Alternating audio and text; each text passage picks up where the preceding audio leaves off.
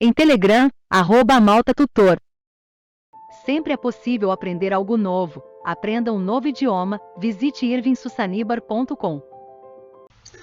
Olá amigos, muito obrigado por estar mais uma vez comigo. Aqui é o professor Irving Susaniba e neste novo capítulo falaremos sobre o dilúvio nas Américas. Que relatos há do dilúvio nas Américas? Muito bem, para começar quero repetir a minha promessa aqui, o meu compromisso, de tudo que estou falando aqui, irei falar. Tem provas, são documentos, tá? Não são teorias minhas. Se você quiser o material, posso enviar para você. Manda só, entre em contato comigo no meu Telegram, a Malta Tutor, tá bom?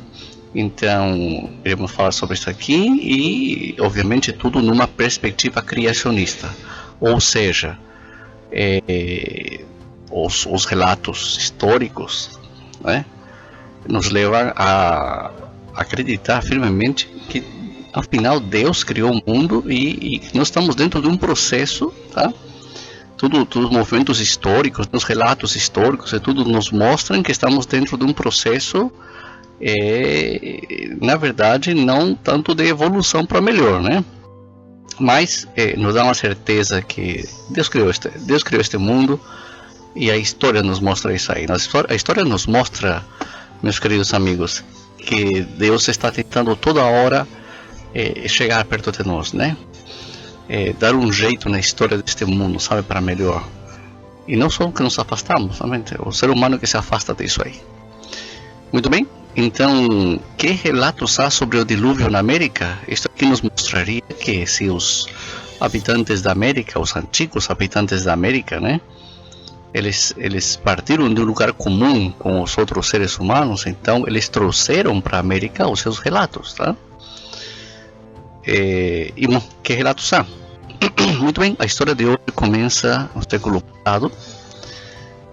Me parece que foi lá para os anos 80, talvez os inícios dos anos 80. Acompanhava meu pai numa viagem de negócios e estávamos pelos Andes, nas montanhas dos Andes, né? Um lugar muito alto, possivelmente acima dos 5.000 metros, 4 e pouco, ou 5.000 metros, numa estrada. E em um momento dado, divisamos, né, uma fazenda naqueles lugares e meu pai parou para poder comprar algumas coisas, né, especiais, como carne, leite, manteiga, né, direto do produtor, obviamente. Enquanto ele fazia a negociação, o meu irmão e eu subimos num pequeno morro que estava perto aqui da uns 4 ou 5 casas, né, nem prédios eram, da fazenda. Subindo naquele pequeno morro, lá cima sentamos umas rochas e encontramos ali conchas marinhas, né? Bastantes conchas marinhas, na verdade. E ficamos pensando, né, como é que chegou isto aqui a esta altitude, de 5.000 metros de altitude, né? Passaram-se os anos e as explicações que eu ouvia sobre isso aí é que os Andes se levantaram em certo momento, né? Nos milhões de anos que falam, se levantaram e era um fundo do mar e levantou-se e se mostrou. Só que até concordo que pode ser o fundo do mar e levantou, né? Mas deve ter sido bastante rápido porque essas conchas estavam ali ainda. Então o movimento foi bastante rápido. Porque vejam bem, seguindo esse raciocínio, se os Andes levantaram-se em milhões de anos, não devia ter dado tempo para aquelas conchas e outras coisas marinhas chegassem, né, ao estado que estava no estado perfeito, na verdade, e como se fosse a praia, né? Só que estávamos a milhares talvez uns 1.000 quilômetros da distância do mar e uns 5.000 para cima, né? Então eles falaram que foram milhões de anos se levantando, mas aparentemente o que mostra a lógica ali e o bom senso é que aquele levantamento, se houve, foi muito rápido, tanto que deixaram expostos esses materiais lá acima. Pois bem, isso até faz pouco tempo atrás, eu lendo um material sobre um dos cronistas, né? Eu já tenho comentado sobre os cronistas aqui. Os cronistas foram várias pessoas corajosos e teimosos, como tem que ser as pessoas que fazem o bem. E eles chegando aqui à América, logo após a chegada dos espanhóis, né, no processo chamado Conquista, Eles normalmente eram parte de algum grupo religioso cristão, mas também houve os cronistas nativos, né? E eles dedicaram-se a uma tarefa titânica, enorme, que é a de salvar tudo que puderem os registros históricos dos nativos americanos, né? E para isto eles entrevistaram, eles procuraram materiais, restos arqueológicos, geológicos, minerais, né? Então foi um grupo de pessoas que realmente deixou um legado para nós até hoje, né? Até hoje continuam se estudando. É uma pena realmente que só se estuda a parte que é interessante, né? A academia hoje, né? Que será as instituições que estudam a história, ela rejeita o que eles acham que não é relevante para eles, né? E o que é relevante para eles é tudo aquilo que não inclui Deus no meio. Veja bem, por exemplo, esta conversa de hoje não é religiosa, porém não tem como separar religião da ciência, tá? Não tem como separar religião da sociedade. Sem a religião não seríamos animais, né? Animais, ainda que às vezes eu acho que os animais têm o senso de Deus, né? Da presença de Deus, tá? Mas não seríamos isso aí, ou bestas, né? Que é um animal sem controle, né? E o que acontece nos alguns períodos da história que a gente vê quando uma cultura, um povo se afasta de Deus, se afasta da ordem natural, né? Ela se bestializa, né? E acontecem coisas horríveis como a escravidão. A escravidão foi o momento em que a presença a lei natural de Deus as pessoas foram se afastando da lei natural de Deus, né? Então essas pessoas ali, os cronistas, gente, eu cataloguei uns 65, deve ter mais, seria bom algum dia fazer uma revisão bibliográfica, né, para futuros pesquisadores. Mas veja bem, uma coisa interessante desses cronistas, eles não sabiam o que estavam nos deixando, né? Eles simplesmente escreveram. O primeiro cronista que eu irei mencionar hoje, por exemplo, o livro dele foi publicado 200 anos depois, tá? Ele simplesmente escreveu, né? Assim como outros, né? Que os livros foram abandonados e achados 200 anos, 100 anos depois e publicados e nos servem como um testemunho total hoje, né? Eu falei para vocês que a maioria era religiosa, mas também eram cientistas, tá? E muito criteriosos, tá? Os livros são extensos. São livros que se destacam pelas minúcias, o chamado rigor científico, né? É bem alto, tá? Então eles não se deixam levar simplesmente como muitos achariam, né, religião. Mas ok, então eu quero comentar para vocês essa minha experiência, tá? Na minha infância nas montanhas do Peru. E o primeiro autor que é de hoje, tá? Então eu vou ler um extrato do livro, depois falo sobre ele. Eu vou tentar traduzir para vocês diretamente, está escrito em espanhol antigo, mas eu vou tentar fazer aqui para vocês, tá bom? Ele fala o seguinte: e em algumas rochas muito altas, que com o tempo têm ido se desmoronando, se vê multidão de conchas marinhas incorporadas nas montanhas, nas rochas, desculpa, e que estão muito distantes do mar, né, das praias, né? E no mais alto das serras com neves, né? Eu vi isso, ele fala, né? Quando fui fazer a paz com os índios Puelches. Eu vi isso, uma rocha que tinha a forma de uma mesa, né? Toda ela cheia de uma multidão de conchas do mar e de diferentes frutos do mar, todos convertidos em pedra, sinal de que ali chegou o dilúvio e deixou aquela infinidade de conchas como um argumento de que foram levadas pelas águas. Olha só, uma coisa interessante desses cronistas ali, muitos deles religiosos, mas não todos, é que todos eles acreditavam fielmente no relato bíblico. é o que é um ponto muito especial de hoje, né? Um contraponto ao hoje, onde a maioria dos cientistas eles riem da presença de Deus, né? Ou da obra de Deus, né? Os cientistas dos 1500, eles estavam seguros, a maioria deles estava muito seguro.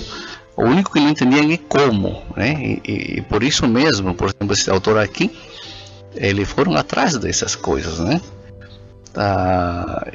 A partir dos 1500, 1700, mas especialmente do 1800, dos 1800, tudo está aqui, toda essa ciência é perdida, tá? E só se usa o que eles querem, na verdade.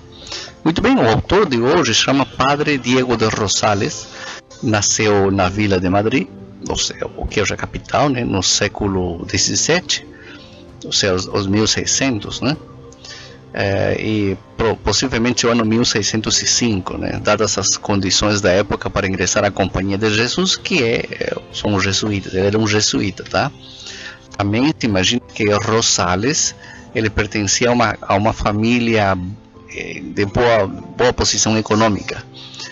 Realizou seus estudos na sua cidade natal, ou seja, em Madrid, né, onde entrou para a Companhia de Jesus. Também tem documentos que diz que ele dava aulas de letras em Madrid por aqueles anos. Entre 1625 e 1626 chega às Américas, especificamente a cidade de Lima. A cidade de Lima era a cidade principal aqui na América do Sul, né? Estando em Lima, ele é ordenado como sacerdote, e então Lima era a capital da província jesuítica, né? O país de Chile, era então uma vice-província, a qual se encontrava em plena guerra do Arauco. Essa foi uma guerra que durou mais de 100 anos contra os índios araucanos, ou entre os índios araucanos e os espanhóis, né? E diz que naquele lugar era muito atrativo para os religiosos, né? Porque era perigoso. Tinham que viver em pobreza e sacrifícios. Então eles queriam mostrar, né, que isso é que assim que eles podiam fazer a obra de Deus. Então era um lugar muito atrativo para eles. O livro dele que estou comentando, de onde tirei o extrato de hoje, se chama História General do Reino de Chile. Tá? Foi escrito entre 1655 e possivelmente acabado em 1674. Tá? Mas, como comentei no início, ele só foi editado lá para 1800, quando foi achado, né? Que é uma pena. Mas é interessante também porque ele coincide com outro livro que também iremos comentar hoje, do padre Fernando de Montesinos, que também é um jesuíta, também um livro fantástico que eu aconselho para vocês. Todos esses livros, gente, tem pelo menos 300, 500 páginas para vocês verem a produção científica desses homens. Mais um extrato desse livro do padre Rosales fala o seguinte: nos primeiros séculos depois do dilúvio, vieram os índios do Peru em comunidades, porém sem cabeças nem reis. Ou seja, diz que depois do dilúvio, né, nos primeiros séculos depois do dilúvio, vieram povoadores, habitantes na direção do Peru, ou seja, do norte para o Chile, né? Porém não tinham organização, né? Talvez não tinha ainda reis, nem nenhuma organização oficial. Olha só, isso aqui é um dado muito importante, pessoal, de como deu-se as primeiras ondas de imigração após o dilúvio, tá? Eram ondas simplesmente de gente que andava pelo mundo, né? E eles chegaram até o que hoje é Chile, imagine só, tá? Os primeiros séculos após o dilúvio. Então nós estamos falando mais ou menos do ano 3000 a.C., um pouquinho mais talvez, e isso em plena idade do gelo, tá? Tem uma figura interessante no livro de um outro cronista, que ele mandou fazer os desenhos, e num dos desenhos, tá? Algum dia faremos um podcast sobre isso, só sobre esse livro. Nós vemos uma figura dos índios morando no segundo sol, que eles falavam, é isso mesmo, dentro do segundo século antes de Cristo, e eles morrendo de frio praticamente, né? Sofrendo com o frio, tá? Porém, as casas já são de pedras, aquelas megalíticas, né? Muito bem feitas, muito bem feitas. Então, a ideia que nos dá é que eles tinham a tecnologia para poder morar nesses lugares, tá? Porém, o clima estava terrível, né? Que era durante a Idade do Gelo, obviamente, produto do dilúvio, né?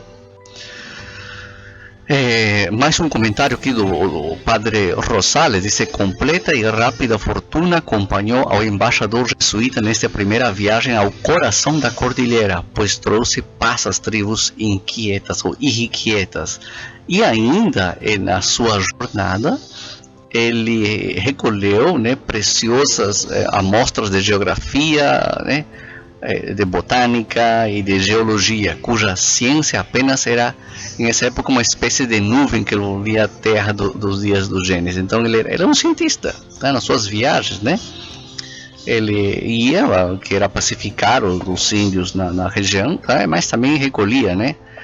Eu gostaria de saber onde que estão essas amostras, né, do padre Rosales. No seu primeiro livro de história, consagrado às tradições dos ritos dos índios, o entendido jesuíta, diz, né, ele fala sobre os conhecimentos e outras deduções científicas, tá, sobre a universalidade do dilúvio. Tá? Então ele estava certo que o dilúvio foi uma coisa universal, né? E ele viu nas montanhas do Chile, não só nas montanhas, obviamente, né, as marcas, tá? As marcas desse dilúvio. Um comentário aqui do mesmo livro dele fala o seguinte: as curiosas revelações que Rosales obteve pessoalmente dos índios, tá? E que hoje estão completamente extinguidas da memória, coincidem com as reminiscências e pegadas da universalidade do dilúvio. Tá difícil essa palavra. Assim como encontrou Humboldt nos rios da Venezuela e da Granada. Bom Humboldt era um naturalista, um daqueles sábios dos 1800, né, que visitaram aqui as Américas, igual que Charles Darwin, que era outro dos sábios, né, esses sábios ali que tinha vários, né, Antônio Raimondi, Bom Humboldt,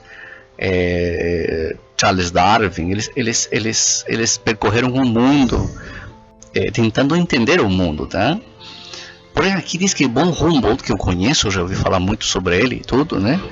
Ele encontrou as marcas do dilúvio, tá, nos rios da Venezuela e a Nova Granada. A Nova Granada hoje é a Colômbia. Este é um outro assunto interessante, na verdade, é averiguar o que Humboldt viu nos rios. Quando fala rios da Venezuela, eu me imagino que está falando sobre Orinoco, tá, e o Lago Maracaibo, né, onde está a riqueza petroleira da Venezuela. Imagino, mas tem que averiguar mais, tá? E ele fala assim que esta aqui geologicamente pode ser assentada como um fato perfeitamente comprovado do fenômeno no Novo Mundo aqui na América, do fenômeno do dilúvio, tá? E isso ele está falando aqui cientificamente, olha só, cientificamente, tá? Ele fala o seguinte: não tem estes índios do Chile notícia de alguma, não tem notícias descritas, eles não sabem escrever, tá? Nem sagradas nem profanas, nem memória alguma da criação desde o princípio do mundo, nem dos homens. Só tem algumas coisas sobre o dilúvio, tá? Porque isso foi deixado pelos seus senhores, né? E ainda que não tem nenhuma notícia, ou seja, não sabem nada, nenhuma tradição, pelos sinais que né? Pelos sinais, né, que eu tenho visto, fala Rosales, né? Por exemplo, baleias, né, ossos, restos de baleias em lugares bem altos. E isso é verdade, até hoje, uma coisa que eu mesmo já vi, né, bem no deserto do Atacama, ainda que o deserto do Atacama ainda está perto do mar, né, mas nas montanhas, tá, ele achou restos de baleias. Se esses restos estiveram lá milhões de anos, já tinham se desintegrado, obviamente. Então, novamente, nos mostra que o nosso mundo tem uma história bastante curta, tá? Não é nada de milhões de anos, certo? Aqui tem uma coisa interessante para comentar, meus amigos, tá?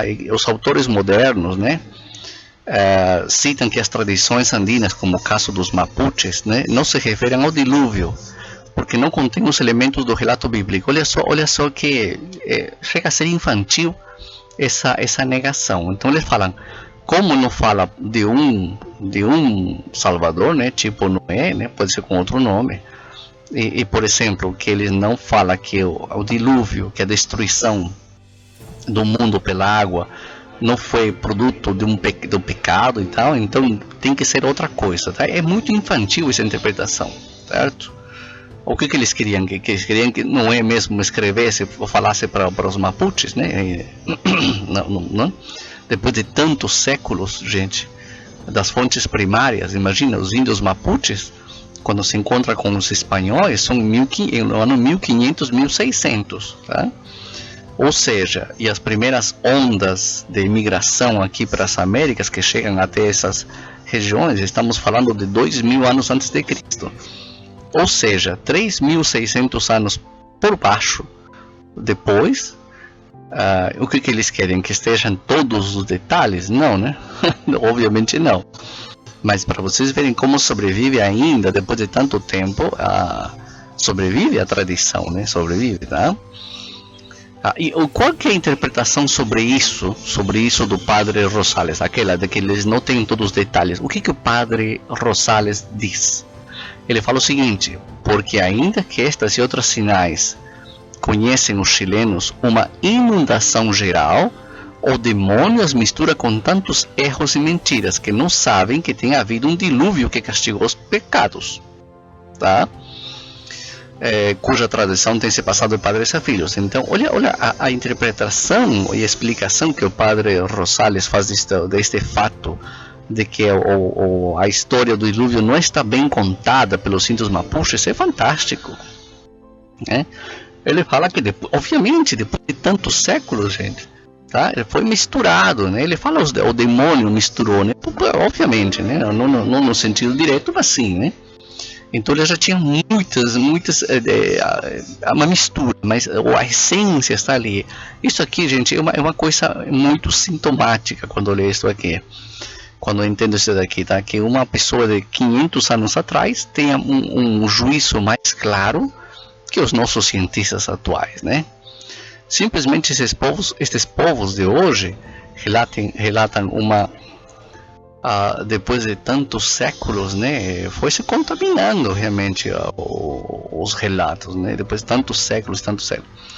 O tecnicismo, gente, com que eu vou falar, o tecnicismo iluminista, tá? Que é aquele pensamento, né, depois da Renascença, né, que vem com uma fome, uma sede de destruir tudo o que contenha Deus no meio, tá? Então ele quer explicar tudo por meios técnicos sem Deus, o que é impossível, na verdade, tá? Porque a gente vê novamente, tá? Eu na minha área, né, da história, eu percebo o dedo de Deus dentro da história, tá? Deus manejando, Deus tentando, né, colocar as coisas em ordem, né? E muitas vezes o homem mesmo se afastando, tá? Então o iluminismo, né, vem com um tecnicismo incrivelmente errado e se supera, né? Se supera, como nesse caso aqui, tá? Por isso eu sempre falo, gente, se você quer pesquisar alguma coisa, vá às fontes primárias, tá? Leia nas suas línguas mais primárias possíveis e tirem suas próprias conclusões, ok? Livro didático nunca, né? Fontes primárias. Para isso você tem que saber mais línguas, não pode ficar só numa língua, né? A língua da ciência hoje, gente, é o inglês, obviamente. Muito bem, esses cronistas, gente, esses cronistas eram religiosos, mas não deixavam de ser cientistas, tá? Eram tremendamente meticulosos e críticos, gente. Ao parecer, né, com mais acerto que muita produção acadêmica atual, tá? O dado, por exemplo, de Von Humboldt, né, vale a pena ser revisado, certo? E esse livro aqui do padre Rosales, como comentava para vocês antes, tem 500 páginas para você perceber. É uma obra bastante boa, deliciosa, né, que tem que ser lida com mais atenção, obviamente. tá? É assim, mais um extrato do livro do padre Rosales, isso aqui, né? Porque ainda que estas e outros sinais conhecem os chilenos, uma inundação geral, o demônio misturou, né? Acho que já lemos esta parte aqui ainda. Muito bem. Tem um outro livro que eu achei também sobre a tradição nos povos andinos nativos do Chile, El Diluvio na tradição indígena chilena. A autora é Adriana Lassel, tá? E justamente ela fala que não pode ser o dilúvio de Noé, né? Ela falou assim: já nas crônicas coloniais encontramos alusões a esta crença primitiva, atribuindo-se até hoje atribuídos a diferentes grupos indígenas. O padre Rosales atribui aos índios do Chile, porém, em especial aos puelches. Nicasio Tangó, outro autor, em seu estudo sobre Chiloé, que é uma ilha no Chile, gente, é uma coisa que, se você gosta de viajar, você tem que conhecer, tá? Publicado em 1972, assegura que para os chiloenses, né, a salvação dos homens no momento da subida das águas se realizou nas alturas do Cerro Tentem, próximo à cidade de Castro. E ele fala aqui, abre aspas, em tempos muito antigos, houve uma saída do mar que encheu toda a terra. Os índios que tinham desprezado o aviso de um pobre e humilde homem fugiram para cima das montanhas altas que chamavam de Tentem. Na cúmule desses montes habitava uma serpente do mesmo nome que já tinha oferecido proteção, advertindo-lhes que o que havia de acontecer e pedindo-lhes que se acolhessem a uma altura nas suas montanhas. Os homens, porém, não tinham ouvido, tá? Existia nessas regiões baixas outra serpente chamada Caivilo, que era inimiga de Tentem e inimiga da humanidade. Vocês percebem aqui, gente, a modo de parênteses, já o bem e o mal, né? Esses dois ali, tá? Sobre essa serpente também vale a pena algum dia fazermos comentarmos também, porque aqui nós vemos esse aqui é o dragão andino, né? Que em outras partes é chamado de Amaru, tá? É praticamente o dragão, ou possivelmente os dinossauros, né? Descritos, certo? Muito bem, continuando a dizer, e competindo as duas cobras, né, Tentem e Caicai, um fazia subir o mar e outro levava as pessoas para cima, né? Esse aqui um fazia o mar se levantar até o cume das montanhas, né? Quanto pudesse. Os homens, isso aqui, entretanto, com toda a pressa e turbados do coração, se acolhiam à altura do Tentem, levando consigo seus filhos, mulheres e a comida que podiam carregar. Alguns deles alcançou-lhes a água ao pé da montanha, a outros no meio, né? E sendo muito poucos os que chegaram ao cume. Os que eram alcançados pela água convertiam-se em peixes, alguns tendo sido levados pela corrente pediam a Tentem que os transformassem em penas. Isso aqui. Alguns se transformaram em peixes, dizem, passado o dilúvio, tá? Saíam do mar depois do dilúvio, né? Foram transformados em peixes e saíam do mar a engendrar filhos, tá? E vai indo aqui, fala que daí saem muitas outras lendas, tá bom? Mais um pouquinho aqui para ler para vocês, é isso aí, tá? Então, aqui tem uma coisa interessante também que diz que um grupo se salvou no topo da montanha, né?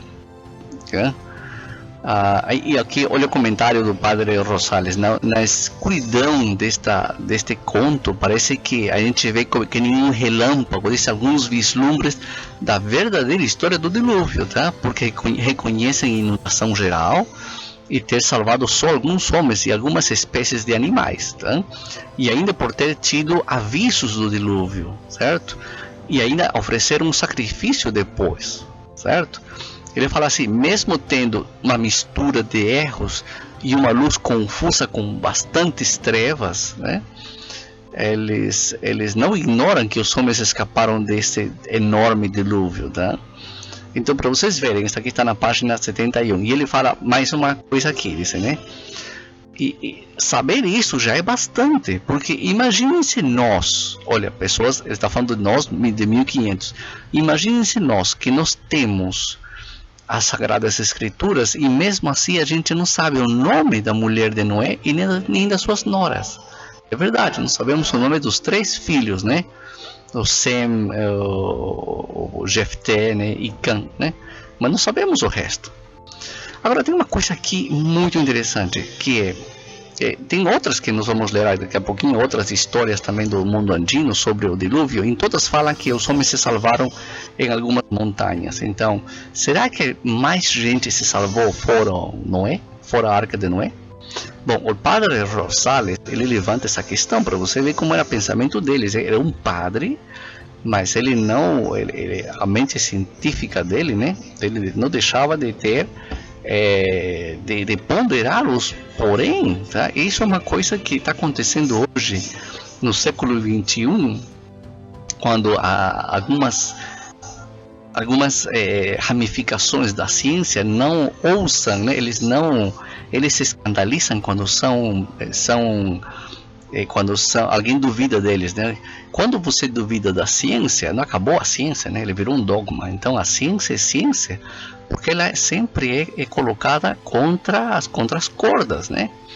Mas olha só, o padre aqui ele fala o seguinte, tá? O eminente cardenal Cayetano defende que na cumes de algumas montanhas bem altas, existiu, muitas pessoas se salvaram. Não chegaram ao cume das montanhas, né? Porque ainda que quando Moisés diz aqui, né, que a água subiu 15,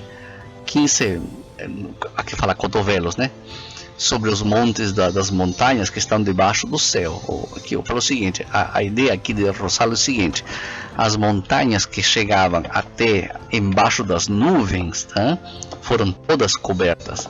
Mas as montanhas que ficam acima das nuvens, e tem várias no mundo, né? Você deve ter visto aquelas fotos já acima da montanha e embaixo as nuvens, né? Elas não chegaram a cobrir, tá? É um assunto para conversar, certo? Não podemos cair na tentação de falar assim, não, é isso aqui, acabou, né? Não, nada acabou, tá? Nossa única certeza é que Deus existe, né? O resto nós podemos discutir, tá bom? Mesmo a existência de Deus, podemos discutir, obviamente, mas cada vez que a gente discute, mais nos convencemos disso, assim como que é o criacionismo. O criacionismo é uma corrente filosófica, histórica, científica, que procura, tá, nos restos arqueológicos, biológicos e paleontológicos as marcas de uma criação de Deus. O Deus criou o mundo. Não foi ET, né? Não foi alguma coisa assim, tá? E este homem aqui, 500 anos atrás, estava seguríssimo disso aqui, né? Estava seguríssimo disso aqui. Muito bem,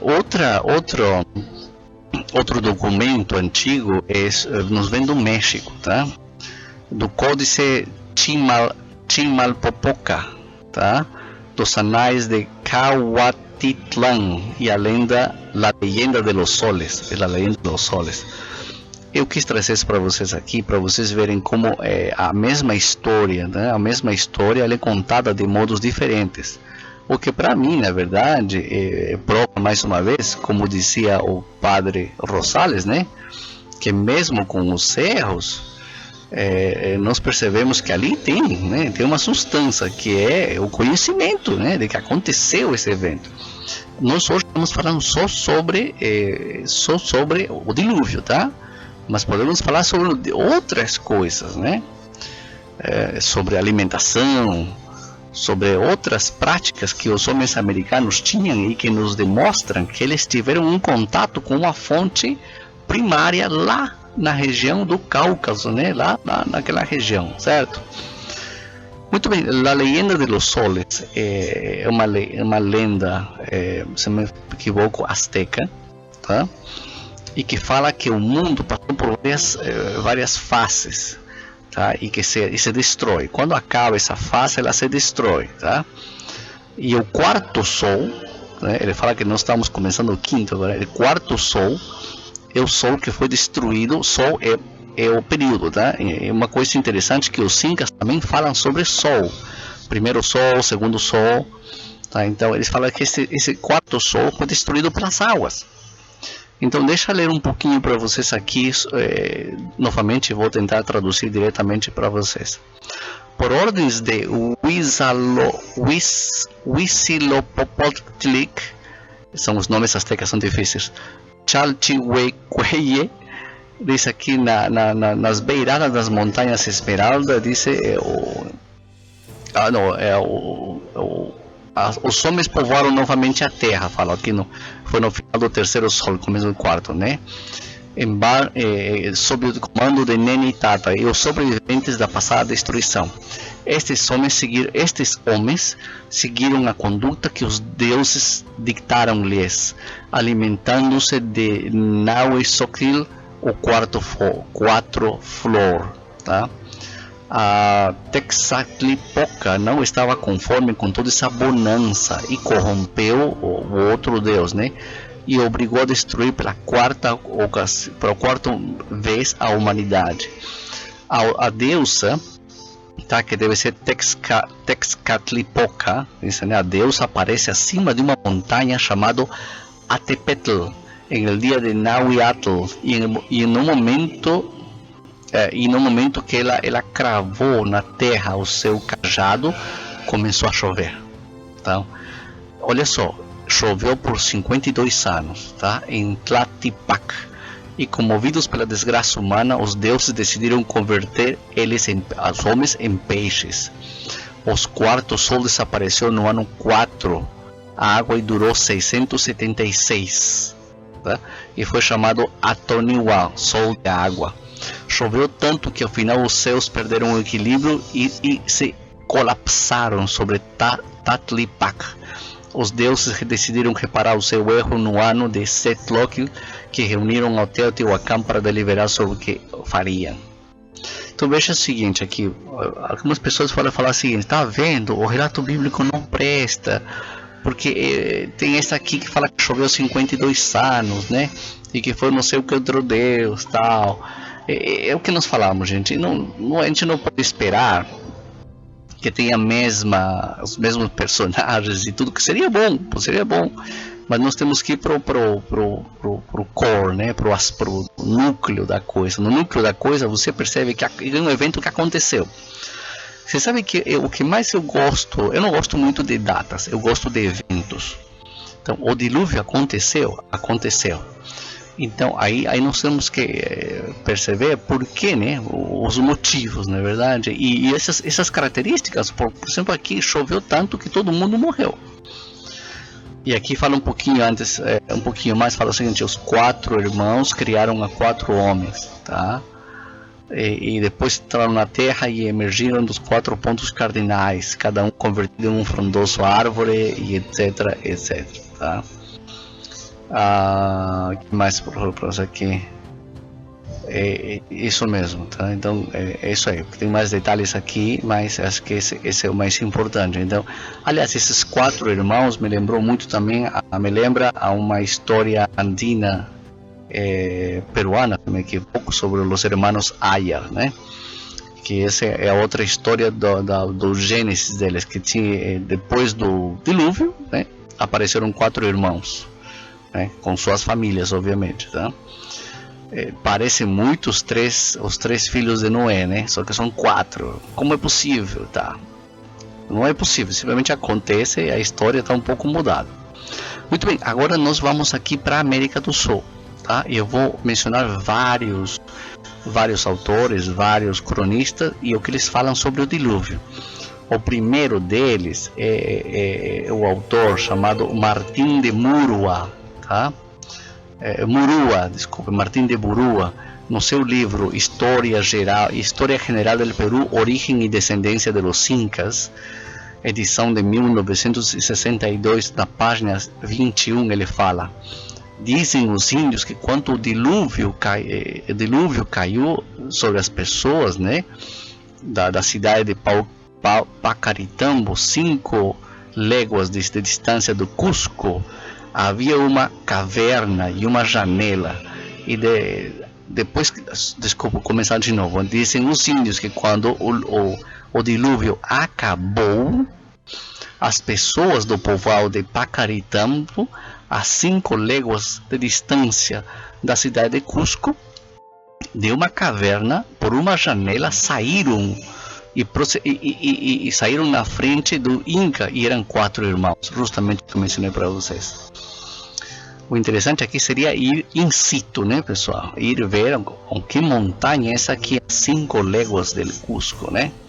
Mas se salvaram dentro de uma caverna, tá? E saíram por uma janela da caverna. E eram 4 irmãos. Parece muito a leyenda de los soles azteca, né? Outro aqui é de Pedro Sarmiento de Gamboa, outro cronista. No seu livro História de los Incas, fala o seguinte: mas os Incas e a maior parte de todos os habitantes de Cusco, tá? Eles nos falaram, né? Nos dizem que ninguém escapou do dilúvio, tá? Somente Viracocha, né? Que escapou e criou homens de novo, tá? Esse Viracocha ou Viracocha, né? Aquele deus mítico, né? Que criou tudo, tá? Mas olha só, que essa história aqui, página 104. Outro cronista, Antônio de la Calancha, no seu livro Crônica Moralizada del Orden de San Agustín en el Perú con sucesos ejemplares en esta monarquia, da edição de 1639, fala o seguinte: eu tenho por certo que neste meio mundo, neste lugar do mundo, né, habitado por homens, foi habitado por homens antes do dilúvio, tá? E é um argumento de fato, ele fala, né, que nossos pais Adão e Eva mandou Deus que eles tivessem filhos e enchessem toda a terra, né, sujeitando a terra sob seu domínio, né? E desde a criação dos homens até o dilúvio passaram 1656 anos, sobrando tempo para encher 3 mundos, né? Aí tá, o que ele está querendo falar aqui é que o seguinte: desde a criação do mundo até o dilúvio foram 1656 anos, tá?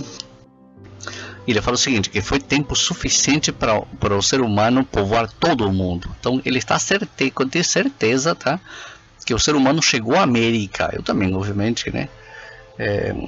Aliás, eu especialmente depois do dilúvio, tá? Ele fala que foi antes do dilúvio, né? E isso ele fala especialmente, fala assim, né? Porque naquele tempo as pessoas viviam muito disso, né? Viviam até 800 ou 900 anos. Está aqui na página 35, ele defendendo que os homens chegaram à América, né? Aí que levanta aquela pergunta, né? Será que Noé e sua família foram os únicos a sobreviverem? Porque se foram os únicos a sobreviverem, esses relatos aqui sobre o dilúvio na América, tá, são lembranças do que aconteceu com Noé e sua família. Porém, se outras pessoas sobreviveram fora Noé e sua família, tá, esses relatos contam de sobreviventes aqui americanos, hein? Americanos. Bom, o mesmo autor na página 37 fala o seguinte: milhares de toneladas, vamos dizer que é outra medida, fala cargas, é outra medida, né, de conchas marinhas afastadas do mar, a uma distância de 300 léguas do mar, né, ele encontra, né, toneladas e toneladas de conchas marinhas. E ele se pergunta, quem trouxe elas aqui, né? Quem levou essas conchas para as montanhas? Olha só, página 37. Olha a pergunta que ele se faz, né? Ele mesmo continua aqui na página 36 e fala o seguinte: o padre provincial Frei Pedro Simão, no seu livro Conquista da Terra Firme, diz que ele fala o seguinte, que uma prova, olha só, que uma prova que houve moradores no Peru antes do dilúvio e que foi achado no Callao, que é o porto principal da cidade de Lima até hoje, né? Ao início da conquista, dentro de uma caverna de umas minas no interior dele, se achou-se um navio diferente ao que nós achamos, o que nós usamos, nós espanhóis, né?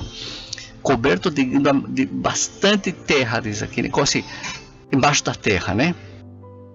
E que tem que ser depois que o dilúvio encheu a terra, tá? Eu pessoalmente tenho procurado achar que lugar é esse daqui perto do Porto de Callao, né? Sendo que hoje não tem. Obviamente nós temos que levar em consideração que o nome Callao talvez não é a região que hoje é o Callao, né? Ou talvez era menor ou maior, né? Mas pelas minhas averiguações não existe uma caverna naquela região. Mas esse seria um achado e tantos, né? Poder encontrar essas cavernas. Eles dizem que tinha cavernas e que tinha um navio totalmente diferente lá. O que é, não sei. O próximo trecho é do autor Gregório Garcia, no seu livro Origem de los Índios del Nuevo Mundo e Índias Ocidentais. Tá? E ele fala o seguinte na página 334 e 335.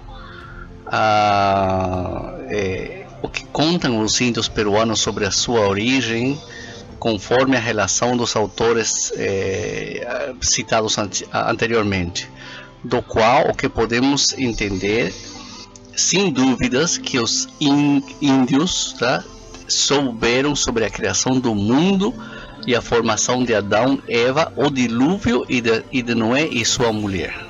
Esse trecho ali desse livro aqui, então, que ele entendia, né?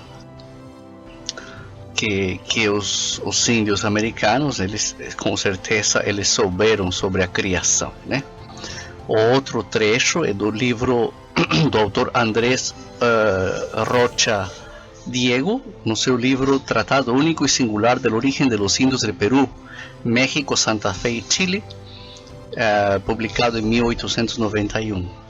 Ele fala o seguinte aqui: depois do dilúvio enviou a essa nova região os espanhóis, e depois de muitos séculos se restituiu a Espanha, Deus restituiu a Espanha o direito de reinversão, né, dessas terras, né? E depois do dilúvio, na primeira povoação também se acharam pela ilha Atlântida, né? Acharam pela ilha Atlântida o meio de chegar à América. Então ele está aqui defendendo o direito dos espanhóis a obter essas terras, porque eles já tinham chegado aqui, né, antes, né?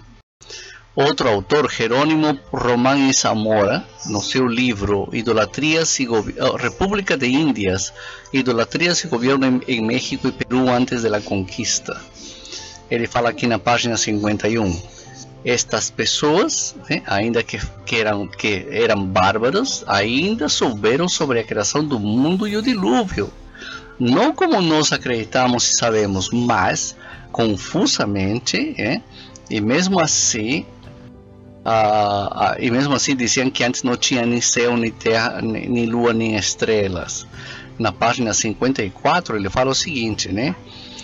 Houve entre eles o conhecimento do dilúvio e do fim do mundo, e chamavam Butik, que é o homem que significa dilúvio de muitas águas, e interpretavam o juízo de muitas águas a um outro Butik, que é o juízo último, que diz que será com fogo. Olha só. Então, esse autor aqui, o Jerônimo Román y Zamora, fala, né, que os índios que ele entrevistou, não fala aqui onde que é, falavam sobre o dilúvio e o fim do mundo, e falavam que o dilúvio de muitas águas e o juízo final de fogo. Lembrou a Epístola de Pedro, né, que fala justamente sobre isso. E chegamos agora também a Fernando de Montesinos. Obviamente, Fernando de Montesinos é um dos cronistas que eu recomendo muito para vocês, tá? No seu livro Memórias Antiguas, Historiais e Políticas do Peru, outro livro que foi esquecido por quase 200 anos e achado no século XIX e foi publicado em 1882, tá?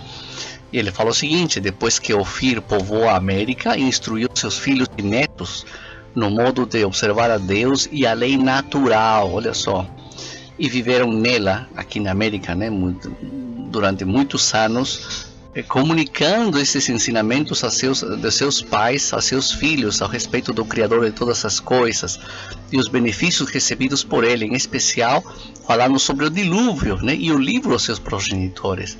Duraram neste bem muitos anos, e segundo o cômputo do manuscrito citado, seriam 500 anos contando-os do livro, ainda que por conta dos amautas, que são os historiadores peruanos, foi o segundo sol, ou seja, o segundo milênio depois da criação do mundo.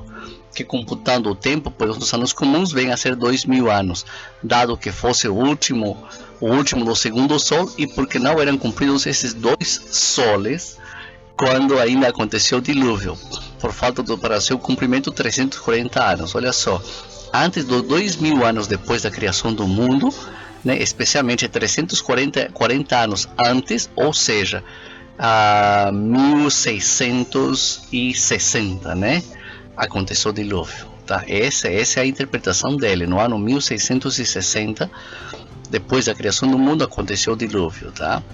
Na página 3 do livro ele fala assim, né? Porque andando Ofir, o neto de Noé, desse dado o caso, povoou a América. Foi Ofir que povoou a América, tá? Ofir merece toda uma conversa sobre ele, né? Parece ser um daqueles heróis que possivelmente deu origem a Hércules, né? Lembrando que Hércules, antes de ser grego, ele já era egípcio, tá? E este Ofir parece que foi por todo o norte da África, que hoje lembra bem que o mar Mediterrâneo não existia naquela época, tá? Eram só pequenos lagos por aí. Ele andou por aí, chegou até o que hoje é a Espanha, né, e Portugal, e de aí eles passaram pelas ilhas que tinha no Atlântico, depois chamavam Atlântico, até a América, né? E o que fala aqui na página 3, né? Porque o Ofir, neto de Noé, dado o caso, povoou a América. Tá? E foi isso depois de 340 anos do dilúvio. Olha só, ele dá até a data, né? Ou seja, ele chegou aqui na América no ano 3000 antes de Cristo, né? Os 160 restantes foram os que viram seus filhos e descendentes com temor e amor de Deus e do próximo, com toda a paz, sem maiores necessidades. Então eles chegaram aqui, gente, e eles viveram como num paraíso aqui, né? Mas o clima lá era frio, terrivelmente frio e tal, mas eles tinham no seu âmago a lembrança do Deus Criador, né? Tanto que, por exemplo, os Incas aqui do lado, né, eles têm as 3 leis básicas, eram 10, mas as 3 básicas é a Macuia, a Yuya e a Maceia, me parece. Não menta, não roube, não seja mentiroso, tá? Aqui um pouquinho na página 4 fala o seguinte: e neste tempo, que segundo o que podido averiguar seriam os 600 anos depois, seriam 600 anos depois do dilúvio, encheram-se as províncias de moradores. Muitos vieram pela via do Chile, ou seja, devem ter visto por mar, outros pelos Andes, ou seja, do Brasil, e outros por terra firme e Mar del Sur, tá? O que seja, o Chile e a Argentina. E povoaram todo o litoral que vai da ilha de Santa Helena e Puerto Viejo até Chile, ou seja, desde a Colômbia até o Chile, tá? Pois bem, você vê ali, esses são mais ou menos 300 anos depois do dilúvio, né? Deus deu as primeiras migrações que encheram de gente esta região aqui, né? Depois um pouquinho mais para frente, na página 26, ele fala que voltou ao Cusco muito triunfante e tratou logo de fundar, né? Mandou fazer as casas de pedra que tiravam do mesmo lugar, enchendo o vazio da terra e com pedras miúdas. Também traziam as pedras grandes de outras partes, que eu não conseguia averiguar de onde. Lavravam as terras com picaretas e machados de pedras de rio, diz, né?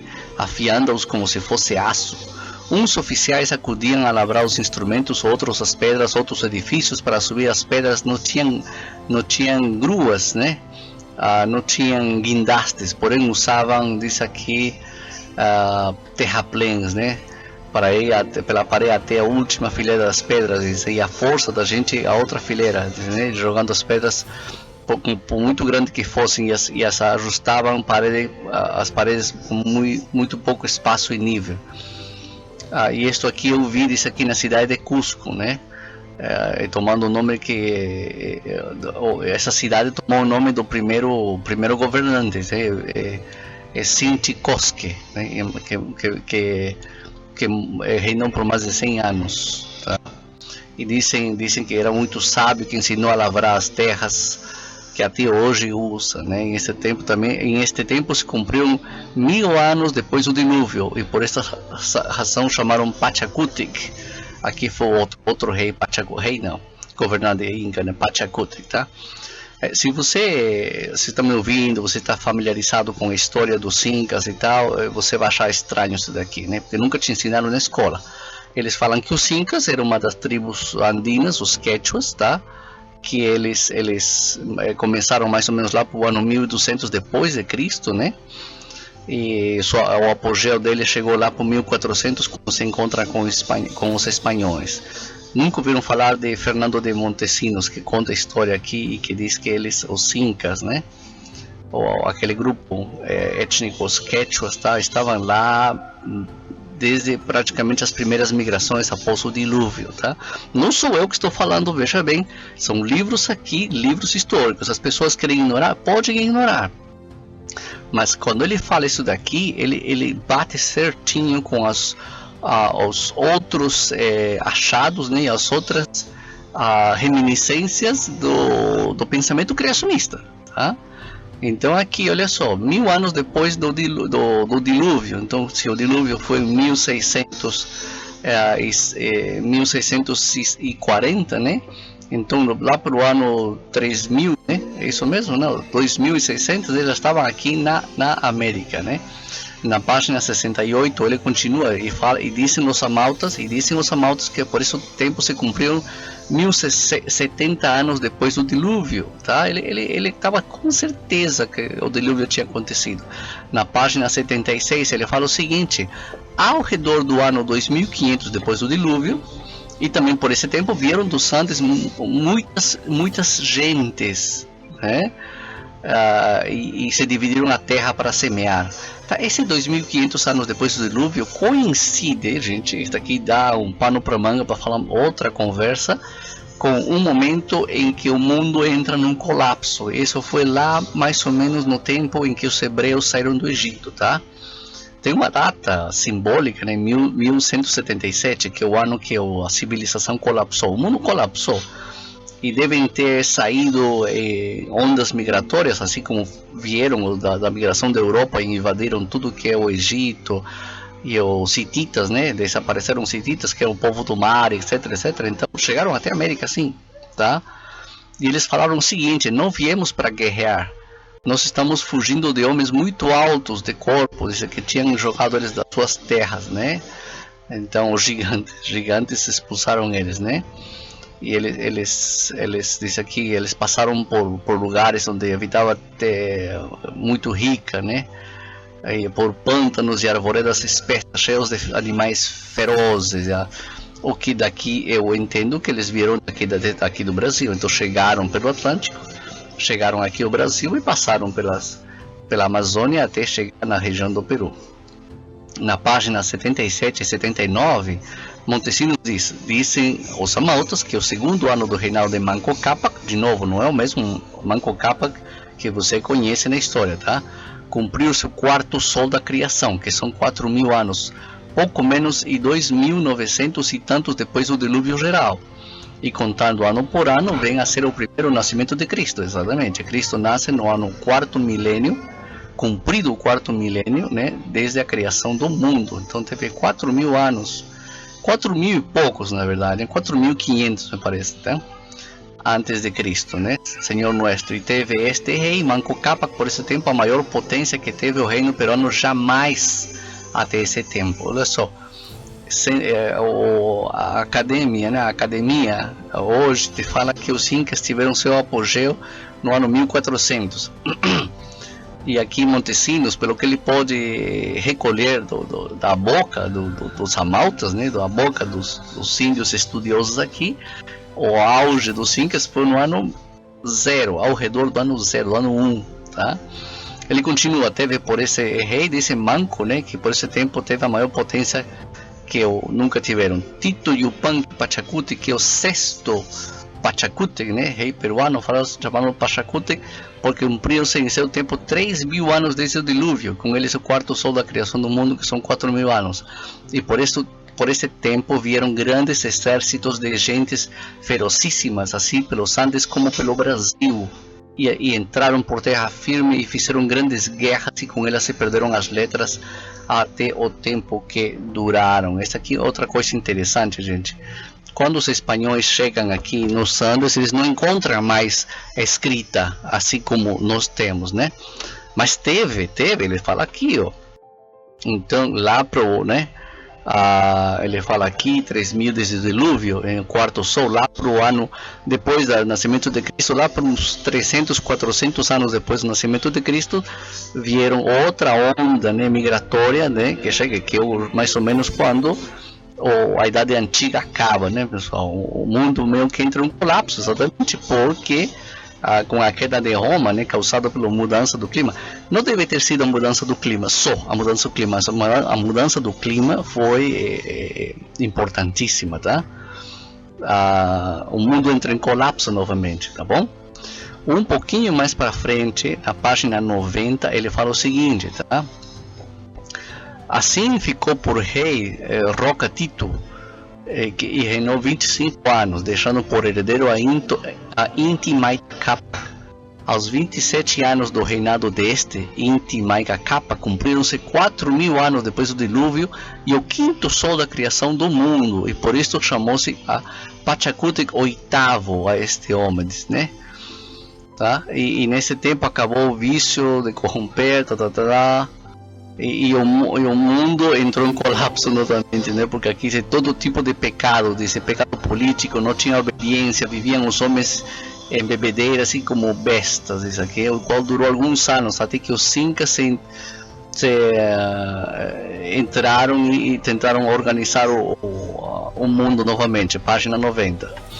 Depois, na página 132, ele fala o seguinte: sobre Tupac Yupanqui, juntamente observaram o tempo do seu reinado, que foi o sexto sol, entrando já no sétimo do dilúvio, que segundo a conta pude averiguar foi tantos anos antes do descobrimento que fez Colombo desde as Índias. Começou a reinar aos 30 anos. Fazendo as contas dessas contas que faz Montesinos, né, que nós podemos mais ou menos imaginar. Novamente, eu não gosto de datas, gente, eu gosto de eventos, né? Mas nós podemos mais ou menos sacar que a história humana, tá? A história nossa, tá? Não estou falando do planeta, que é outra discussão. A história nossa se remonta mais ou menos a 4.500 anos antes de Cristo. Tá? Passado 1.600, mais ou menos 1.600 anos, aconteceu o dilúvio. Depois do dilúvio, o mundo entrou num colapso climático que foi, né, a idade do gelo, e os homens migraram. Não todo mundo congelou, tá? Não todo mundo congelou, mas com o congelamento do mundo, ao nível das águas caíram, porque as águas que hoje são líquidas ficaram em gelo. Então o nível do mar caiu bastante. Havia muitas ilhas no Atlântico. A Europa era maior, a América era maior. Tá? Então isso possibilitou a imigração, né? Várias vezes, tá? E depois, obviamente, o mundo mudou várias e várias vezes, tá bom? Eu espero que tenham gostado. Entre em contato comigo, a Malta Tutor no Telegram, se você tiver dúvidas ou quiser colaborar com algum material, né? Tem muitas coisas que a gente poderia ainda fazer, mas não fazemos por falta de tempo e às vezes por falta de material mesmo, né? Se alguém estiver ouvindo lá para a ilha de Chiloé, seria fantástico. Ou se alguém souber sobre essas minas, cavernas na região del Callao, né? Onde os primeiros espanhóis viram uma nave muito diferente a que eles usavam, seria fantástico. Assim, qualquer colaboração. Tudo bem, meus amigos? Muito obrigado e até a próxima com outra história, focando a história, tá, provada com documentos dentro da visão criacionista. Deus nos criou, ok? Um abraço então, amigos, e nos vemos na próxima. Sempre é possível aprender algo novo. Aprenda um novo idioma. Visite irvingsusanibar.com.